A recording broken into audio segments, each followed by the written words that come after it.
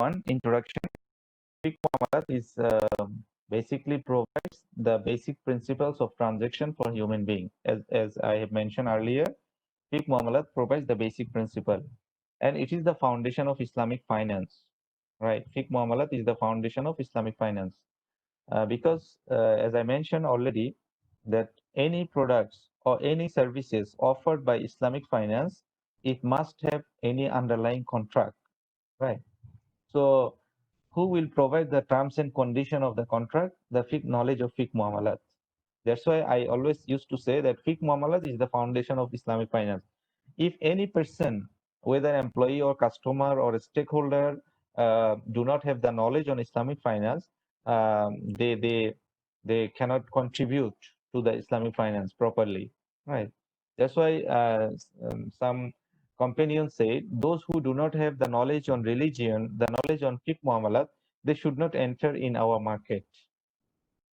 So we can translate in our market with our as Islamic finance industry. So those who do not have the knowledge on fiqh muamalat, better they don't enter in Islamic finance industry, right? That's why it is called foundation of Islamic finance.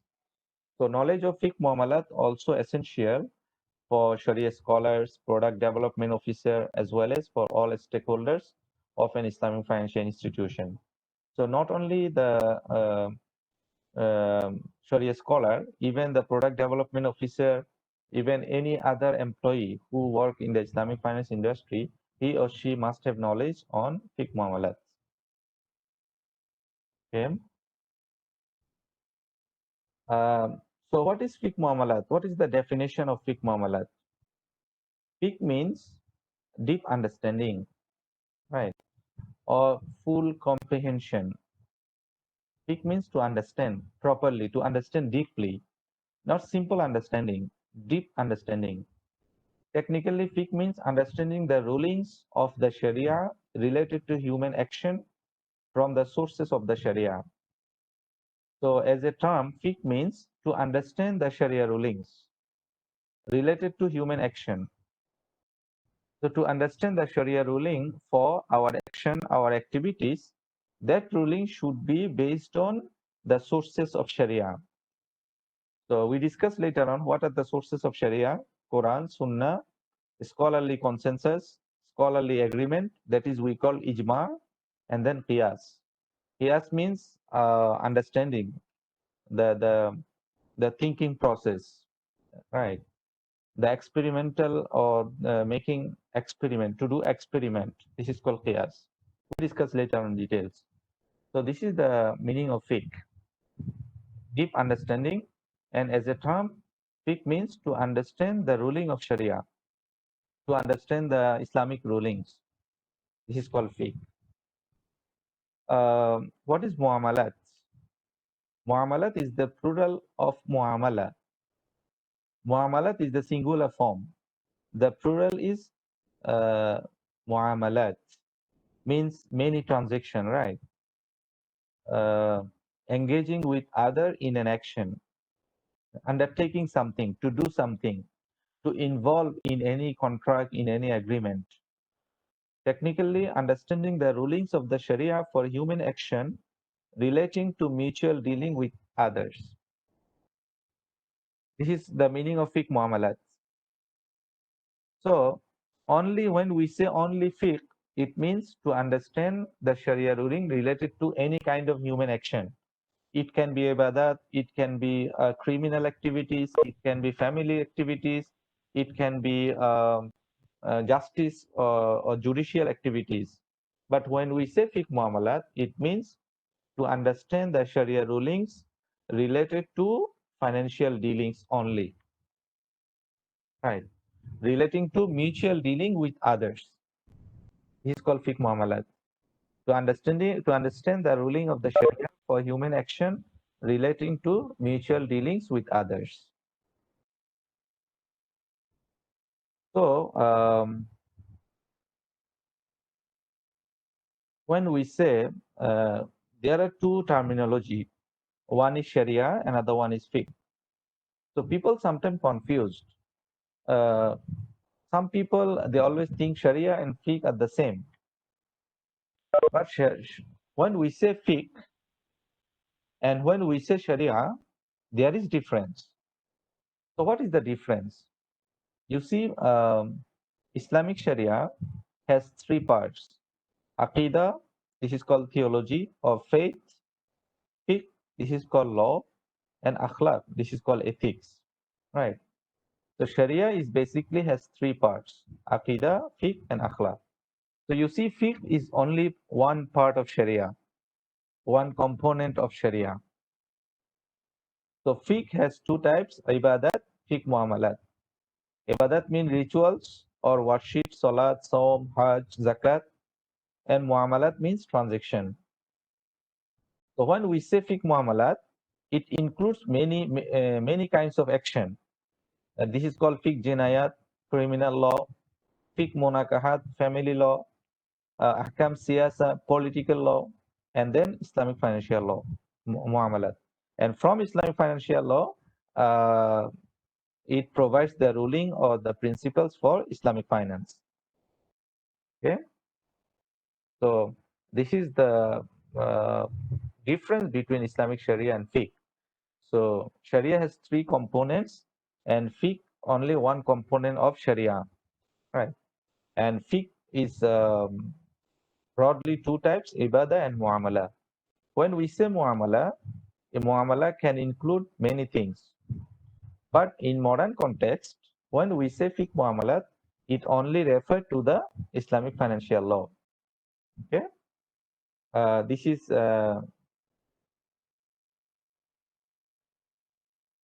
okay. Okay, so this is the difference between the classical meaning and the modern concept. Classically, when we say Muamalat, it includes everything. It includes criminal aspect, it includes family law, it includes political law, it includes judiciary, also it includes financial law. But modern context, in contemporary time, when we say fiqh muamala, it's only referred to the financial law. So if I now can ask you, what is fiqh muamalat, modern concept? It is only to understand the Sharia principle relating to financial dealings. Now, when we say muamala, we refer only financial transaction. We don't refer to jinayat, criminal law. We don't refer to other aspect of fiqh. Okay, so this is the difference between classical meaning and the modern concept or modern meaning of fiqh muamalat. Okay, I hope you understand. Okay, uh, if you have any question, you can ask, or you can write in the chat box. I will answer later on when I see the question. Okay. Transaction in human life and its relation to fiqh muamalat. You see, we cannot do anything without doing any transaction, right? Every single moment in our life, we do transaction, right? We engage with many activities. We engage with many people. So conducting financial transaction is a basic need for human being, right? But a law is important to ensure justice and prevent harm each other in financial dealings.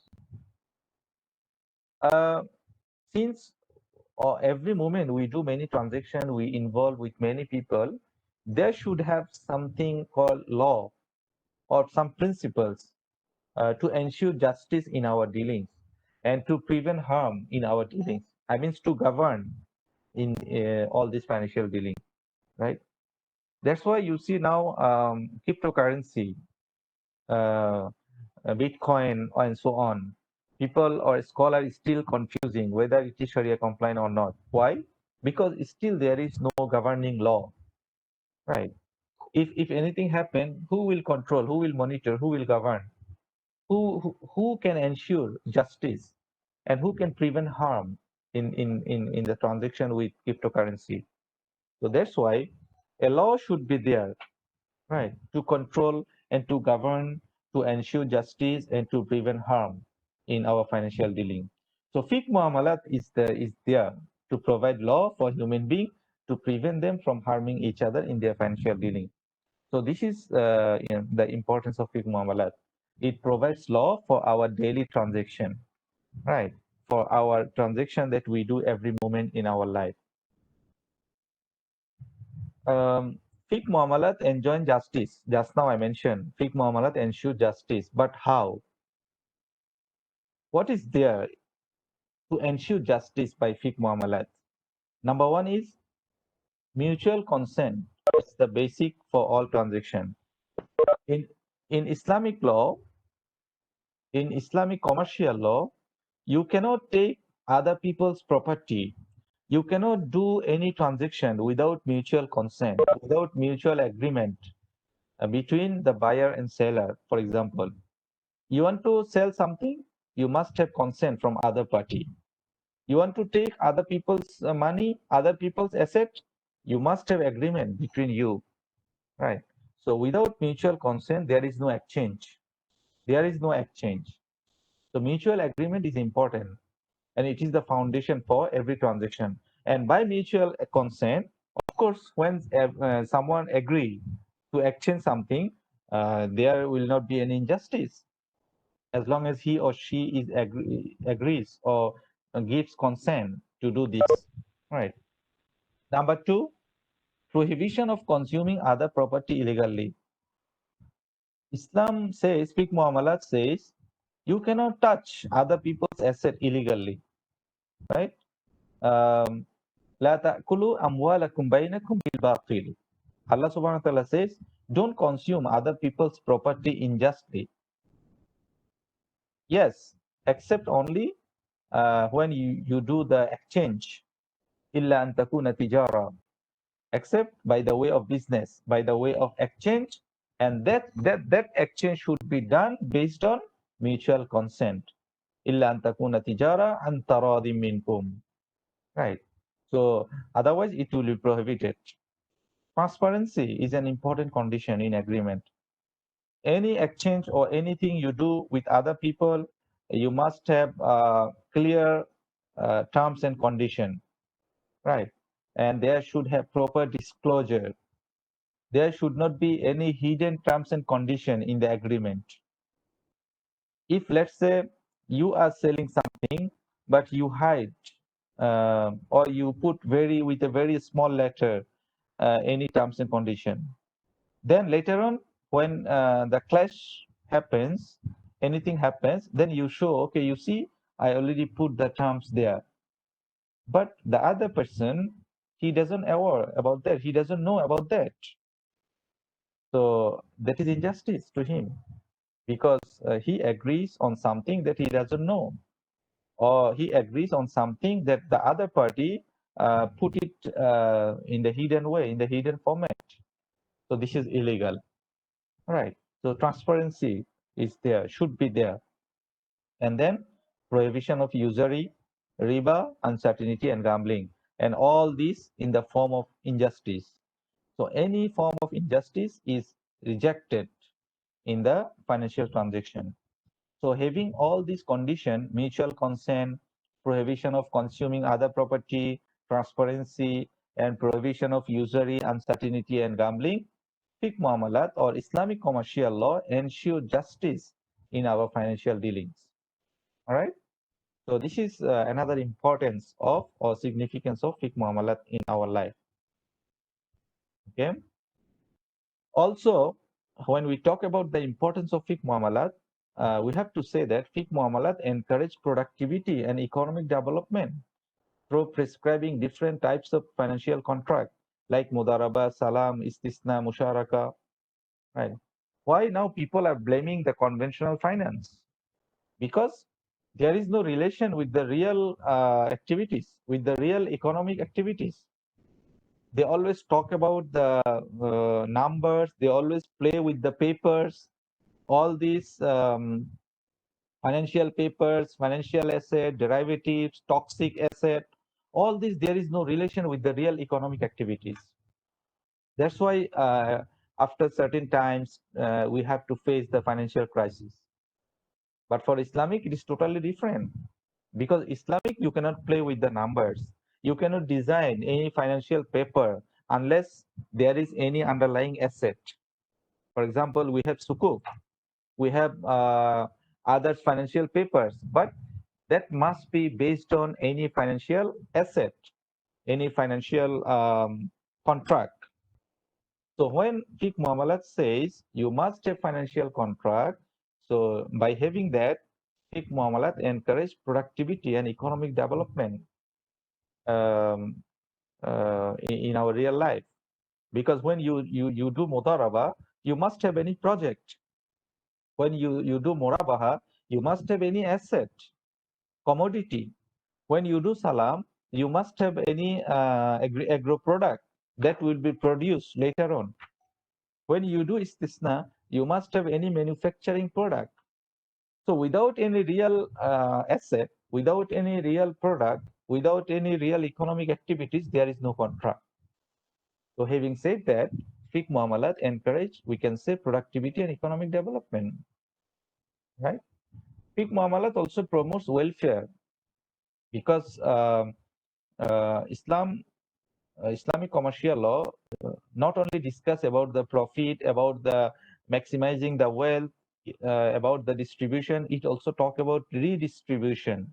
It also talk about the welfare because it provides some contract which is called qard, hiba, donation, or waqaf, endowment, right? So having all this contract, Fiqh Muamalat also provides and promotes welfare among the people. Okay, so this is another importance of Fiqh Muamalat. Fiqh Muamalat is a basis for a progressive society. We cannot imagine a single day without a law for our day-to-day transaction. For example, renting house, paying bills, purchasing food, transferring money. So as I mentioned before, we do many things in our daily life. So who will provide the law? Fiqh Muamalat. Where we can get the law to ensure our rights and responsibilities, to protect our rights by Fiqh Muamalat. All right. That's why Allah mentioned in the Quran that in the Muslim community, there must have a group of people who will learn Fiqh Muamalat, who should learn, and then they will teach their community members. Right. So not everyone will involve with one activities. Allah said, it is not for the believer to go forth to battle all at once. For there should separate from every division of them a group to obtain understanding in the religion and warn their people when they return to them that they might be cautious. It means not everyone should involve in one activities. There must have a group of people in the society who will learn the fiqh muamalat, who will understand, and then later on they will provide, they will advise the people when they need to implement the fiqh muamalat and to follow the fiqh rulings in their activities. Right? So this is wajib, this is obligatory for a group of people in the society to learn fiqh muamalat. Right? Otherwise, everybody will be sinful. If there is nobody in the community that is learning fiqh muamalat and practicing fiqh muamalat, all the community members will be sinful. Right? So this is called wajib kifaya or fard kifaya, collective obligation. If there is nobody is learning fiqh muamalat, so everyone of the community will be collectively sinful. Right? Um, that's why it is compulsory for every Muslim to know the Sharia rulings related to the transaction. Ibn Umar said, a prominent companion, it is not allowed for a person to conduct business in our market except who has achieved deep knowledge on religion. Just now I mentioned earlier, if you recall, that in our Islamic finance industry, Islamic banking area, nobody should enter without having good understanding on fiqh muamalat. Otherwise, he or she will destroy the market, will confuse the people. That's why we have seen sometimes a person is working in Islamic finance for many years, but still he or she does not understand anything. And at the end of the day, he or she said that, oh, there is no difference between Islamic and conventional. But how can he know, he or she knows there is no difference because he or she doesn't know, doesn't have any idea, right? So that's why before entering into market, we must have some knowledge on fiqh muamalat, on financial contracts, products, services, and so on. Okay, so this is our obligation. This is obligatory for us. And before going, this is obligatory for you. Before entering into the market, you must have knowledge on fiqh muamalat so that you can advise, you can practice, and you can follow. A big scholar, Muhammad ibn Hassan al-Shaybani, he is the prominent scholar of Hanafi school. Uh, Somebody asked him to write a book on az-zuhud, uh, asceticism. Zuhud means simple meaning is leading simple life, right? Leading simple life. So he mentioned, I have already written the book of sale, right? I have already written the book of sale. Book of sale, he means that I already explained what is halal and what is haram. So zuhud is nothing but desiring what is halal and what is haram. Some people wants to say that, oh, zuhud means you forget everything. You are not doing any job. You no need to do any job. You no need to have any good things in your life.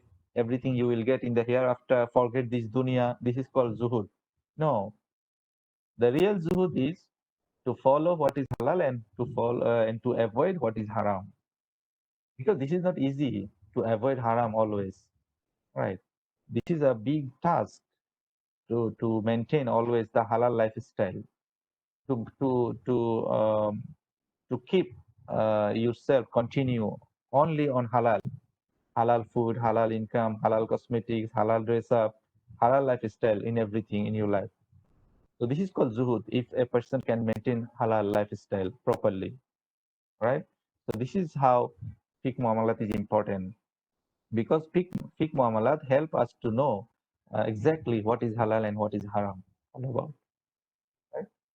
So that's why Muhammad ibn Hassan al-Shaybani wants to say that my written book of sale is enough to practice zuhud in this world, right?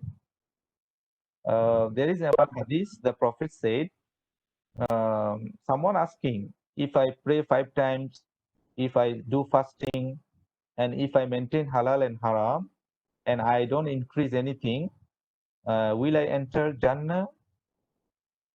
The Prophet said, yes. So the Prophet mentioned, if any person pray 5 times, all the obligatory prayers, and fasting Ramadan, and maintain halal and avoid haram, he or she will go to Jannah, inshallah. So this is the importance of fiqh muamalat. By having fiqh muamalat, having the knowledge of fiqh muamalat, we can really understand what is halal and what is haram, and then we can follow, inshallah, and then we will be in Jannah, inshallah. So you see, the Prophet mentioned maintaining halal and haram will lead you Jannah. So that, it is very clear that this is not easy. This is not easy to follow halal and haram, especially nowadays, right? Many things around us which is not halal, but sometimes we involve, we don't know, right? Many foods item, many cosmetics item, many items that we use in our life, we don't know what is the ingredients, right? But still we are getting involved, right? So this is a big challenge for us to know what is halal and what is haram all about. Okay, and then if we can follow properly, inshallah, we will go to Jannah. Okay, so so far I discussed the definition and the importance of fiqh muamalat. Okay, do you have any questions so far? You understand? Any question? Anybody? Can doctor give one example for the injustice? For injustice. Sorry, for Uh, injustice. yes, injustice. Injustice means if you, let's say, you sell something and you hide some fault. Let's say your product is not good, but you are saying this is good.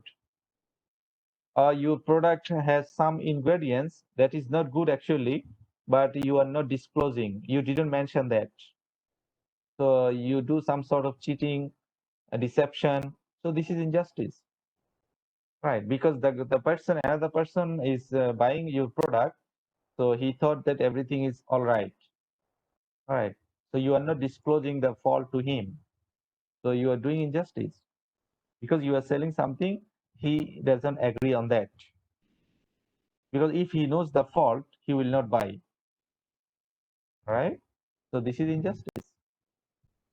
So any form of cheating or hiding the defect, right? Deception, doing fraud is injustice. Okay, right? How about when the seller also don't know about that product have the problem? Uh, First of all, the seller should know before selling something. You must know what you are selling. But let's say there is something very special, need a special knowledge. That's not your fault. That's not your fault. But where got you product? You maybe you collect the product from the producer, from the factory, from other people, right? So that people should provide something called booklet or brochure that provides all the ingredients, right? So if there is something they didn't put, they hide. So this is their fault. This is not if you are just a middleman seller. This is not your fault, right? This is not your fault. So if really something you don't know but you are selling, maybe there is some problem. You are not responsible. You're not responsible for that. But you must be careful because how come I promote something that I don't know? That is also not fair. That is also not fair. Okay. So before promoting something, before selling something, you must have knowledge on that, what you are selling, whether this one good or not, this one healthy or not, this one hygiene or not, all right, and so on. Okay, thank you, thank you.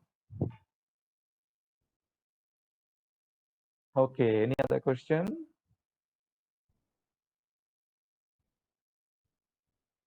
Okay,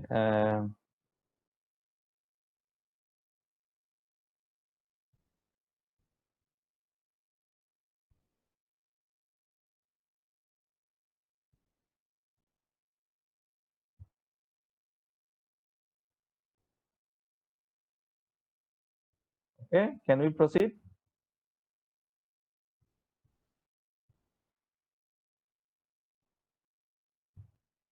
Okay, everyone.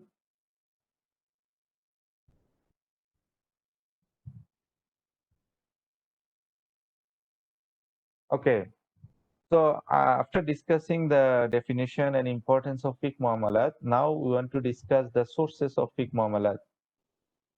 Um, Basically, there are two types of sources. This is sources for fiqh muamalat, means the sources for Islamic law in general, right?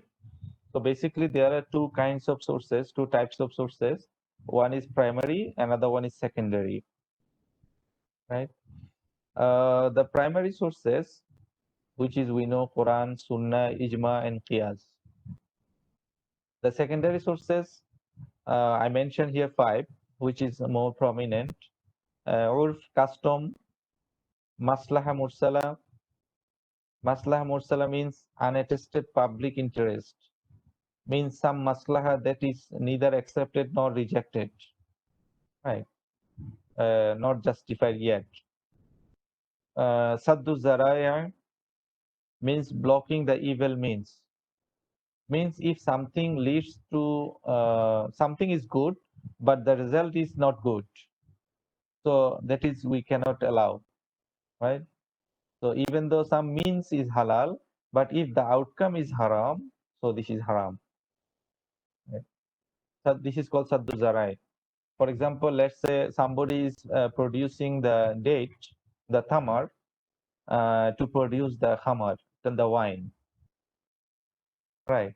So producing the date, producing the tamar to supply for the wine industry is not halal. And for Islamic finance, to invest in that tamar also is not halal. Let's say a tamar farming, and we know that this tamar farming they supply for the wine industry. So Islamic finance cannot make investment in this tamar industry, in this tamar farming, right? This is based on saddu zarai, blocking the evil means. And then istishab. Istishab means presumption of continuity to maintain the status quo. Istishab means something already happens, so we assume it will continue unless we found something different or unless the otherwise is proven. For example, you give some you lend some money or you took loan from Islamic finance, you have document, but you didn't pay yet. There is no document. So the document only that you took loan. So it means you still indebted to the bank. You didn't pay yet until unless you can show the evidence that you already paid. This is called istishab. Somebody got married. So we assume that their marriage will continue unless they have document on the separation. All right, this is called istishab. And then istihsan. Istihsan means juristic preference. Something the apparently it is shouldn't be allowed, but there is a second thought that okay, considering the maslaha of the people, considering the benefit of the people, we should allow it. Okay, this is called istihsan. Okay, I think I should not go details of all these sources for today. You will be tired. So I will leave for you today, and I already provided the slides, my this PowerPoint presentation on the e-clip. I think before coming the next class, I advise you to read the slide first. Then you can understand properly. Okay, to summarize again, uh, the primary sources are four. We know Quran, we know Sunnah, right? And we know Ijma, the scholarly agreement, and we know Qiyas. Qiyas means the process of thinking. Something already existed, and then we do Qiyas to get any new things. Like we do the experiment in the laboratory experiment, right? This is called Qiyas. The thinking process, Islamic thinking process, Islamic algorithm, right? This is called Qiyas. Secondary sources, the first one is urf, customary practice. If there is no exact ruling from Sharia, from Quran and Sunnah, then we must refer to the custom with the condition that that customary practice should not contradict with Islamic law. For example, you buy a product in the shopping mall, right? So who will make delivery, the seller or the buyer? And if the seller makes delivery, who will make the payment? Should I pay for the delivery or free delivery?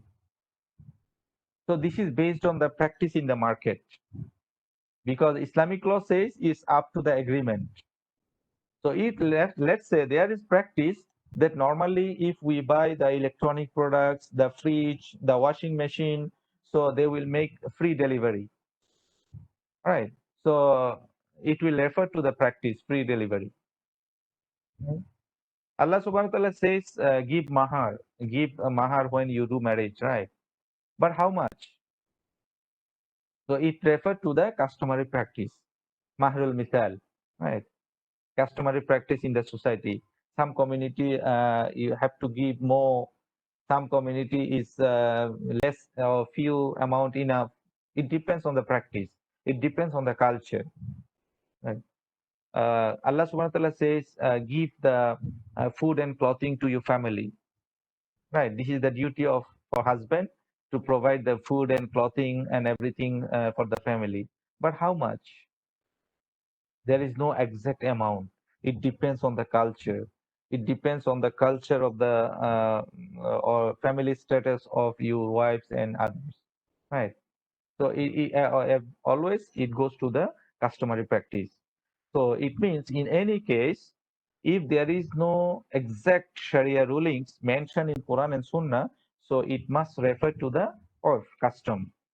And custom has many applications, especially in muamalat, in Islamic finance, in business, in transaction. It always refer to the customary practice.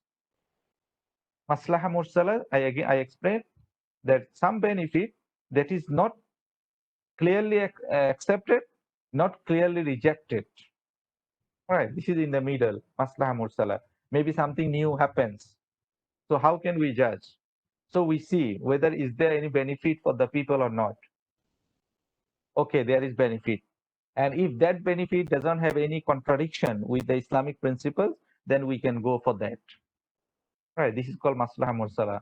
Because Islam, Sharia, Fiqh always in favor of maslaha of the people. Right.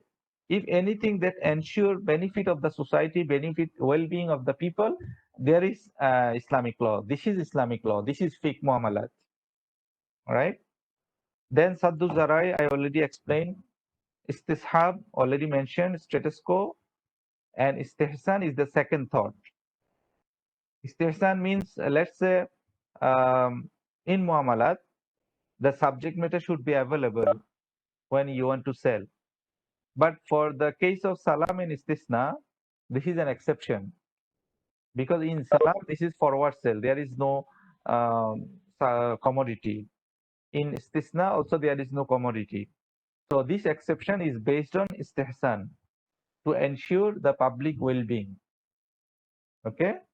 So this is briefly, I discuss with you the legal sources of Fiqh Muamalat or the sources of Islamic law in general, the sources of Sharia, which is two categories, primary and secondary. So again, I want to advise you that before coming the next class, you read the slides so that you can easily understand when I discuss in the next class, inshallah. Okay. So today I don't want to discuss more. Thank you very much. So if you have any question, now we can refer to the question.